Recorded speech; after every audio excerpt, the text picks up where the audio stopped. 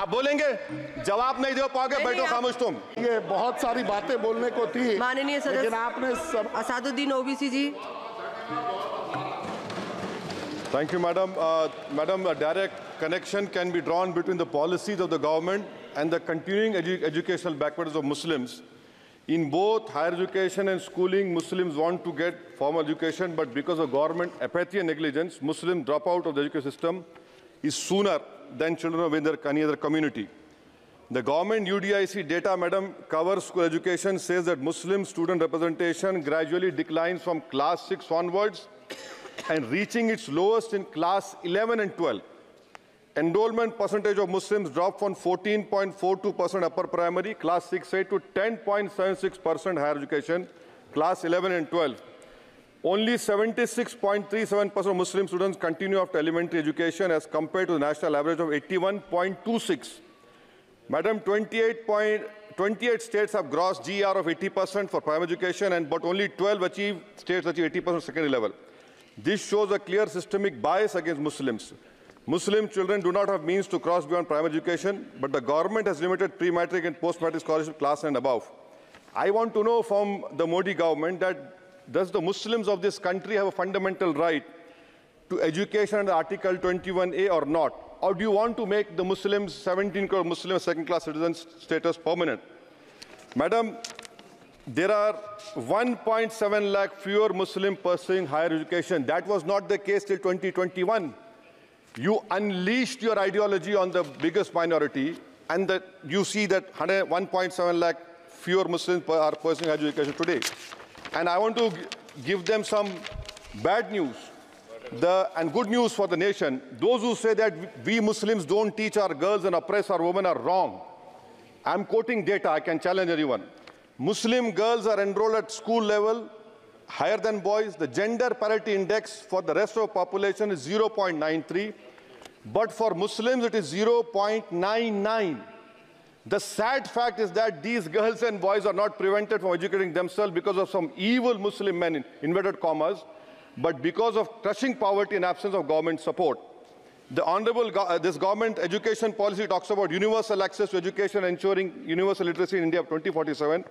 But how can you achieve, sir, if 14% of the population is dropping out of education at primary level? How can you achieve when about 25% of rural youths in the age group of 14 to 18 cannot read a class 2-level text fluently in regional language, and while more than half struggle with division 3-digit by 1-digit problems, a skill usually is expected to achieve in class 3 and 4? Madam, over the years, there has been a shift in momentum towards private schools. Government data indicates a decrease in the share of government schools in the elementary category of 87% in 2006 to 62% in 2022. Maybe the Mughals are responsible for this. This means that the government has decided to leave the poorest Indians to for-profit schools and abandon the responsibility on the RT. Madam, for Kendra Vidyalaya, the government has allocated 9,030 crores, Navodaya Vidyalaya 15,800 crores. How is it that you have vacancy of 6,653 in teaching and non-teaching staff? Would you blame Babri for this? I'm sure you'll do that. In Navodaya Vidyalaya, 15,800 crores have been allocated, 4,675 vacancies are there. Sanctioned strength is 34,354. In Navodaya Vidyalaya and Kendra Vidyalaya, it is 56,703. You have passed a law 5 months ago about cheating, malpractices, but you are so great in implementing. It took you 5 months. Maybe you are waiting for the NEET paper to leak. That is what I can say. And I'll show the classic example of favoritism, madam, over here. Jamia Millia Islamia is allocated 3 lakh per student. Aligarh 3.9 lakh per student, and BHU gets 6.15 lakh per student. Why this favoritism? And may I request the Honorable Minister through you, madam, that PM USP 1558 crores have been allocated. Please have some liberal mindedness, so that more Muslim students can get this. Your HIFA scheme, madam, HIFA scheme, 39,720 crores have been sanctioned for 103 institutions. 22 are IITs, 12 are AIMs. These people can pay back money. How can Jamia Millia and AMU pay back money? I don't know who has told you this. And more important, madam, 29% of graduates and above in India are unemployed. And half of them do low-skilled jobs. This is for you to understand. And may I come to Jamia Millia, madam?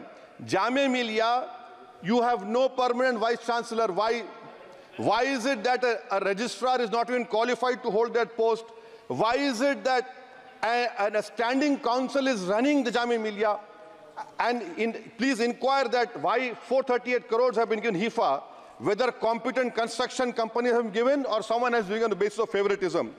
How is it, sir, that the present status of 100 years old Jamia Teachers Association, their office has been sealed, their body has been dissolved, there is no funds to run the university, to pay outsourcing staff, to build for building maintenance, no research grant? I demand that registrar and the standing council to be immediately removed. Now, coming to Aligarh Muslim University, there are 1,400 2 minutes. AMU daily wage workers are 1,400, temporary 1,559. Why don't you regularize them? And why are you not giving separate funds, Honorable Minister Garu, to the AMU branch at Murshidabad, in Mallapuram, and in Kishanganj? You want it to be closed?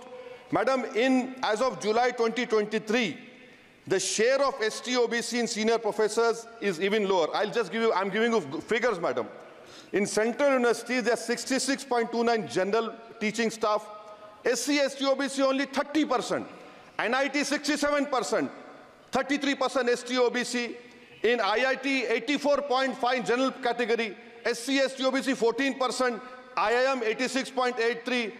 And in general 11%. Who's responsible, sir? You are running the government 10 years. You are running the 10 years. And lastly, madam. Mananiya sir, this complete. Lastly, NCRT has been given 500 crores. May I dare to say that this government has been distracted with fudging textbooks, teaching propaganda of children. You want me to sit down? You want to sit on record? आप बोलेंगे? जवाब नहीं दे पाओगे, बैठो खामोश तुम. NCRT has removed the reference to Babri Masjid 2002 rights. Why should people not learn from the mistakes of past? Should our children not learn of Gujarat program, massacre of minority Muslims? Those who ignore history mistakes are bound to repeat them. It has made up history argued Indians don't have migrant DNA. Madam, 1 minute, khatam karo. The truth is DNA shows that there are 4 ways of migration in India. Africa, Iran, Southeast Asia, and Eastern pasture of the Aryans. There is scientific consensus on this. May I request the Honourable Minister to you, why do you want to hide the killers of Mahatma Gandhi? Do you want to make Godse a freedom fighter? Let the children know who's a Deshbhakt and why are you trying to protect your organization, ideology organization? Madam, in end, I would appeal to the government to fix your priorities. You need to construct more government schools, improve quality of schooling. You need to make active efforts to reduce dropout rate of Muslims. You have a job cut out for you. Do not waste your time. Do not use school textbooks as battleground for petty ideological quarrels. The future of our children depends on quality of education. May I request the Honourable Minister, concentrate on 14% Muslims. You have the highest dropout rate. This nation, we want it to become Viksit Bharat. But if you keep on unleashing an ideology of hatred, we cannot become Viksit Bharat. Thank you, madam. माननीय सदस्य Chandrashekhar Z News.